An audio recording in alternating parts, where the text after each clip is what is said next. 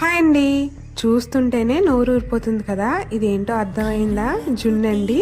ఎంత న్యాచురల్గా ఇన్స్టెంట్ పౌడర్స్తో చేసుకున్న ఇలా స్వచ్ఛమైన పాలతో చేసుకున్న టేస్ట్ అయితే అసలు వేరే లెవెల్. తినే కొద్దీ ఇంకా తినాలనిపిస్తుంది. మీకేంటమ్మా పల్లెటూరు ఎక్కడన్నా దొరికేస్తాయి, ఎవరన్నా అడిగితే చాలు ఇలా ఇచ్చేస్తారా అని అనుకుంటారు.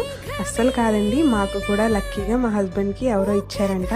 లేకపోతే మేము కూడా ఇన్స్టెంట్గా వచ్చి వాటిని కొనుక్కొని తినేస్తూ ఉంటాము. ఒక్కొక్కసారి పాలు కావడం వల్ల ఒక చిన్న టీ గ్లాస్ పాలకి ఒక 2 పెద్ద పాలు ప్యాకెట్లు, అలాగే ఒక 150 గ్రామ్స్ వరకు బెల్లము, ఒక స్పూన్ ఇలాచీ పౌడరు, దాంతో పాటుగా ఒక 2 స్పూన్లు మిరియాల పొడి కూడా వేసుకొని మంచిగా మీడియం ఫ్లేమ్లో ఒక విజిల్ వచ్చే వరకు కుక్కర్ పెట్టుకొని అది పూర్తిగా చల్లారిన తర్వాత ఫ్రిడ్జ్లో పెట్టుకొని తర్వాత తింటే చల్లగా నిజంగా ఆ టేస్ట్ అనేది వర్ణించలేము.